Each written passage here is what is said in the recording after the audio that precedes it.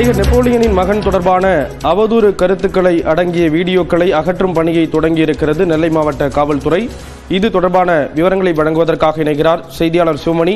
சிவமணி, விவரங்களை பகிர்ந்துக்கலாம்.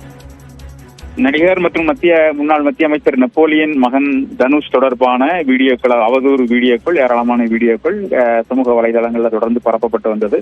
சமீப காலமாக அவர் உயிருடன் இல்லை, அவருடைய அது போன்ற வீடியோக்கள் தொடர்ந்து பரப்பப்பட்டு வந்த நிலையில இது தொடர்பாக திருநெல்வேலியை சார்ந்த மருத்துவர் டேனியல் ராஜா திருநெல்வேலி மாவட்ட காவல்துறை கண்காணிப்பாளரிடம் புகார் மனு அளித்திருந்தார். நெப்போலியனுடைய சகோதரர் கிருபாகரனும் இது தொடர்பாக மனு அளித்திருந்தார்.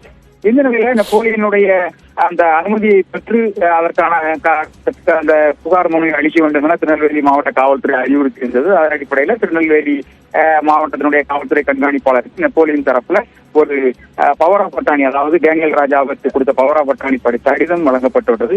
இதனை அடுத்து அந்த சமூக வலைதளங்களில் பரப்பப்பட்டு வந்த அந்த புகார், அது தொடர்பான அந்த வீடியோக்களை அகற்றும் பணி அப்படிங்கிறது தொடர்ந்து தொடங்கியது. தற்போது 6க்கும் மேற்பட்ட வீடியோக்கள் அகற்றப்பட்டு விட்டது. தொடர்ந்து வீடியோக்களை அகற்றும் பணி தொடர்ந்து நடைபெற்று வருகிறது.